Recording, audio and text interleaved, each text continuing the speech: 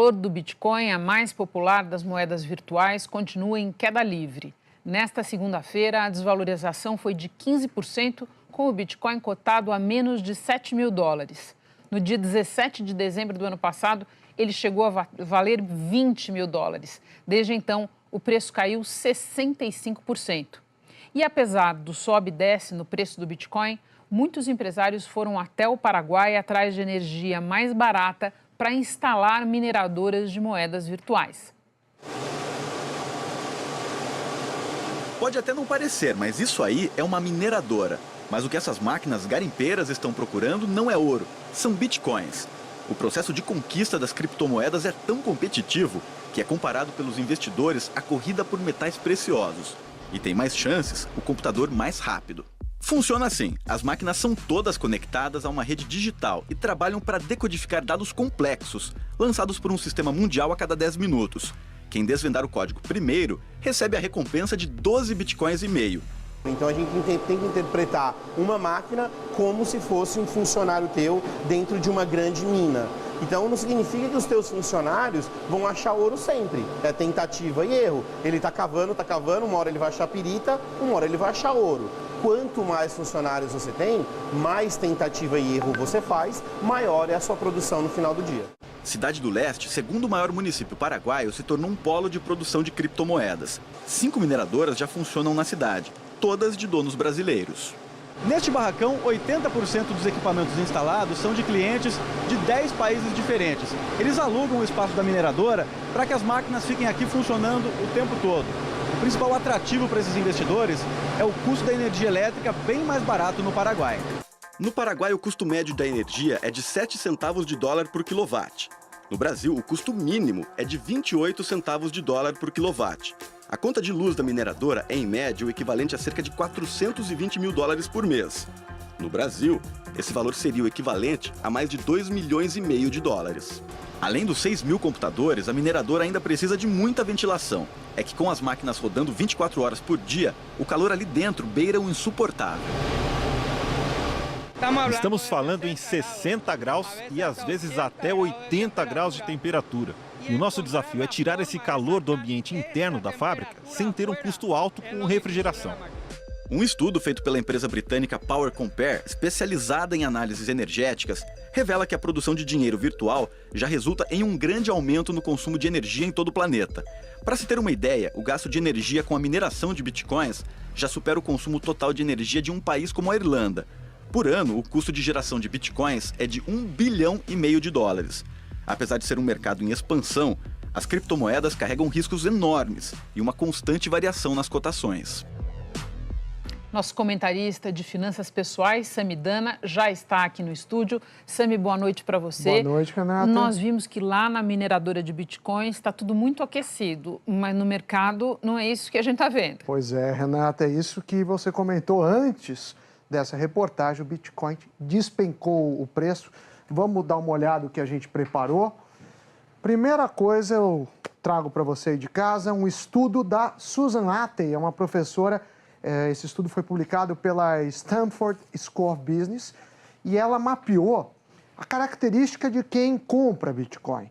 Então, 65% comprou uma vez das pessoas, comprou uma vez, nunca mais vendeu. A gente tem 13% das pessoas que estão comprando e vendendo operações em curto prazo, 8,13% aplicações de longo prazo não frequentes e a gente tem também quem compra e vende em longo prazo, 4%. Agora, o que chama a atenção é que os mineradores, os antigos, os novos, as pessoas que usam Bitcoin totalizam 8,87%. E aí um número que eu me assustei. De todo mundo que ela mapeou, só 0,36% das pessoas usam de fato como moeda, ou seja, pagam alguma conta em Bitcoin, e aí você vê como está distante ainda o uso como moeda. Então esse é o primeiro ponto que a gente levantou. Aí a gente vai para o próximo, em que a gente tem um artigo do Journal of Monetary Economics, que é um dos principais periódicos acadêmicos. É muito difícil publicar algo nesse tipo de jornal. E aí eles mostram que Bitcoin teve fraude. Eles analisaram um período lá em 2013, mas não quer dizer que foi o único período que teve fraude. E mostrou que nos dias que tinha suspeita de fraude, o Bitcoin sumiu. E subiu muito. E essa corretora aí, essa MT Gox Bitcoin, comprou um monte de Bitcoin, vendeu, foram acusados, acabou quebrando. As pessoas que investiram por essa corretora perdendo dinheiro, foi o caos. E aí, Renata, tem mais um ponto que eu queria chamar a atenção aqui, que é o gráfico de preços. Se a gente pegar março do ano passado, o Bitcoin valia R$ 1.224. E aí começou, 1.224 dólares. Aí subiu, bateu 20 mil dólares, como você mesmo comentou, em dezembro, e aí tem despencado, um pouco antes do final do ano despencou bastante, e nos últimos dias continua, inclusive eu fui ver o preço agora, já estava menos de 6.400 dólares, e aí tem uma teoria que a gente vai projetar por cima desse gráfico, que é uma teoria de bolhas. Eu já falei, inclusive aqui no Jornal da Globo, que eu entendo o Bitcoin como bolha, ainda não enxergo como uma moeda. A tecnologia, Renata, é excelente, mas a gente pode ver por esse prisma, e aí, é claro que é uma opinião, mas eu não estou sozinho, tem grandes economistas, ganhadores do prêmio Nobel, falam isso, então mostra que sempre decola, aí tem a primeira venda, aí entra a mídia, que é quando entrou aqui, mais recentemente, isso a gente está falando do segundo semestre, entusiasmo, ganância, novo paradigma, aí começa a cair. Então a gente vê uma similaridade um pouco do gráfico de uma bolha qualquer com a do Bitcoin.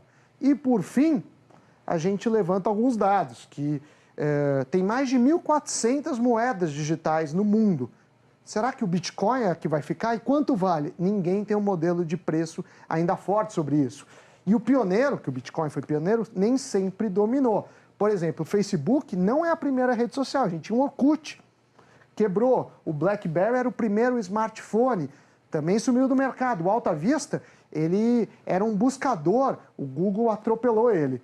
O que eu queria falar é que 60%, que já não é mais, isso foi quando a gente fez isso, o telão agora já está em 68%, não é ajuste. A mesma coisa do dólar, que fechou a 3,25, de repente ir para 1,30. Na verdade, 68% daria 1,05. Então, muito cuidado com o Bitcoin, a tecnologia é bacana, mas sobre preços ainda é muito risco. Muito obrigada, Sami. Até semana que vem. Até a próxima. Tchau, tchau. Daqui a pouco, bate-papo esportivo.